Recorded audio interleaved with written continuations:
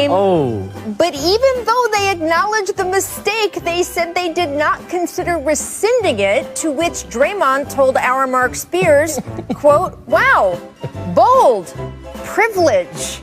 Coach Fizz, how do you feel about this? How mad would you be if you were Dre? Oh, you're hot. It's like a girlfriend that tells you she cheated on you, right? Yeah, you admitted to what's going on, but I don't feel any better about it. Well, he still got thrown out. I mean, that's the thing. And there's reports of the league going to rescind it today. We'll see if that happens. But even if they do, ridiculous. He got pulled from the game. It's like the 2-minute report when they admit all their mistakes. But what does that really do? Fizz, you could tell you as a coach, I could tell you as a player, it's ridiculous. You know what I mean? I think refs need to start being held more accountable. They need to be fined for situations like this because Draymond is the heart and soul of that team. And Golden State is someone that's going to be towards the middle or lower half in the playoff standing. So one game could really mean a lot. So you know how I already feel about refs. I got a long relationship with refs. That may or may not be on the record. I got a little history myself. I mean, personally, I will say, and I know this is not the popular opinion, I like the 2-minute report because I also used to cover the NFL. And they used to make all kinds of officiating mistakes. And at least at the time I was covering the league, they would then just maintain silence or even just insist they hadn't made the mistake. And I don't know if you guys remember that Sports Illustrated cover where like one official's got his arms in the air signaling a touchdown and the other one had like no touchdown. I agree. I want to know, but they need to be held accountable for it. Like, I think their grades, are their grades public? So their grades, I don't think they're public. And obviously you can kind of track the assignments, the guys who get the better assignments. Right. But to your point, there needs to be more could be a public transparency, and they need to be held accountable, and they need to be fined because we're all tired of seeing this. No one comes to the games to watch the refs. They come to watch these amazing players, and too often the refs are something we're talking about when we should be talking about them. Yeah, and look, especially when there's a common sense thing, if at halftime an official walks up to Steve Kerr, which is what Steve said happened, and says, actually, yeah, we realized that was a mistake, put Draymond in for the rest of the game. Right. Just use a little common sense and fix it on the spot. So as you say, it doesn't cost the team. Yeah. We will be following that. Welcome to The Jump. I'm Rachel Nichols alongside our resident coach, David Fizdale, and NBA champ, Matt Barnes, who co-hosts All the Smoke with Steven Jackson. They won the iHeartMedia Award for Best Sports Podcast last night. We are impressed, proud, excited for you. If you haven't checked out All the Smoke, well, you're making a lot of mistakes in life. Just snoozing. Just saying. Coming up, guys, we're going to show you every bucket, every single one that Kobe dropped on this date, 2006, when he scored 81 against the Raptors. Stick around for that. First, though, here is a recap of last night's Lakers-Bucks showdown. Check this. This, the only meeting of the season between LeBron James and Giannis Antetokounmpo. Check my horoscope this morning. Said I was gonna win.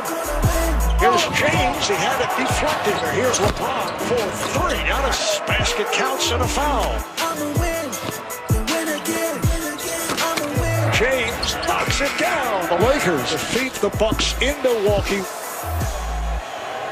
So Lakers win 113-106. LeBron scored 34 points, 8 assists, 6 boards. Giannis scoring 25 points, 12 rebounds. Here's Dave McMenamin asking LeBron after the game about matching up against Giannis. Is there any satisfaction in having success against Giannis? You're now 16-5. Your teams are 16-5 in your career against him, and he's 10 years younger than you, and he's the back-to-back MVP. Yet you're still able to find success. Nah. I think you know me. I think all you guys know me. It's never been about individual.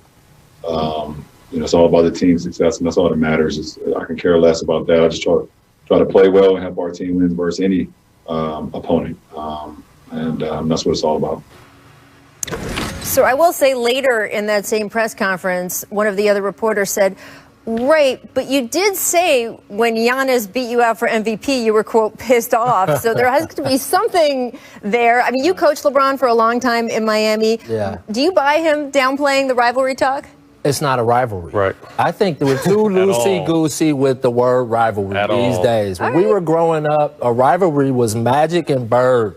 Dr. J. And some blood had to be shed, too. Come on, what are we talking about? That's not a rivalry yet. And so, LeBron is competing against history. Mm-hmm. So when he didn't get MVP, it was more thinking historically what I didn't get. It wasn't about Giannis beating him or anything like that. So, again, I think LeBron LeBron is looking at it. I think he's being honest. I'm looking at it from a legacy standpoint. I'm not looking at it as an individual competition, and it's not right now. Although Giannis is one of the great players in our league, he hasn't done enough to make this a rivalry, and it doesn't become a rivalry really to me until you get in the finals, really, and you start beating each other up. At least the Eastern Conference finals or something. But not have to be a finals. And so they got to beat each other up in the finals a couple times before we start talking rivalry. LeBron is here for one thing, and that's championships. Yep. That's it. Plain and simple. You know what I mean? I think individual matchups are more for younger players chasing that throne. You know, when LeBron was coming up chasing Kobe, that was a big deal. And whether he admits it or not, it was. But LeBron is here for one reason. He can care less about who he's playing. The goal is to win, continue to improve, and be healthy for the finals. So he can care less about this. I agree with him. No doubt about it. No, it's fascinating. And look, when LeBron versus Steph, that felt like a rivalry, right? 5 years meeting. Yeah, right? that's a rivalry. That's a rivalry. 4 years meeting in the final, like all of that. I mean, that just felt. But here's the crazy part. We're talking about a 36-year-old man. Well, that's insane, I mean, right? People are chasing him. He's not Right. chasing. He has nothing to prove with individual matchups at this point in his career. So. Yeah. Does Giannis have a rival right now? That first or second round of the playoff. That's about it. Wow. Hey, look, you know, Matt, I can't say none of that. Matt Barnes is going to keep it as real as possible. That is the realest I can't follow that. All right, guys, I want to switch gears because we got to talk about what's going on in Utah. The Jazz have won a league-best 7 straight games after beating the Pelicans last night, 129-118. Utah now tied for second place out west, just a half game behind the Lakers. So, Matt, is the NBA, are the casuals, as producer Danny says, sleeping on the Utah Jazz? I don't think so. I think that the league knows that this is a very solid team, similar being built to how San Antonio was built, with just a solid coaching foundation, a solid organization, and players you can pull in and pull out. What I'm interested in watching is what Shaq said to Donovan Mitchell last night. And some people took it negative. The competitor in me took it as a challenge. Yes. Like, Donovan Mitchell is going to be on a mission the rest of the season. The rest of the league better look out. I think he's going to continue his great play, but I think in order for them to advance through the playoffs, they need one more consistent 20 to 25 point score to match up with Mitchell. But I think Mitchell's going to be on a tear now. Yeah, and I think what we're seeing is the first time this is a healthy Utah Jazz team. They got all their bullets right now, and you know that the addition of Mike Conley that we didn't really get to see get going, Bogdanovich, all of these guys now, and you know, Denver is looking a little shaky, and Utah filled that slot quick. Yep. And so, you know, in the West, it can move fast. So it's going to be interesting to see how Denver responds in this season. But I'm telling you what, you got bona fide superstar Donovan Mitchell, and the fact that they signed Rudy Gobert and they solidified that duo, I think that really built a lot of camaraderie and confidence in the overall team, and knowing that we're moving forward with these guys and everybody else filling your roles. Shout out to Quinn Snyder. He's been doing a great job. Awesome. Like I said, he's the one coach who I think is a great coach, and I want to hang out with him. That's my guy. He is the coolest. He was assistant coach with the Lakers when I played for the Lakers. Great guy. Great guy. And look, there's teams, all sorts of teams are going to tweak right around and before the trade deadline. Maybe the top contenders like the Lakers or the Clippers would do that too. But it's teams like the Jazz, teams like the Nuggets that I'm watching to see, do they want to add that next piece, right? If Bradley Beal becomes available, what would that look like on a couple of those kinds Zach of teams? LaVine. People are sleeping on Zach LaVine. He's another big scorer. Yep, absolutely. So that's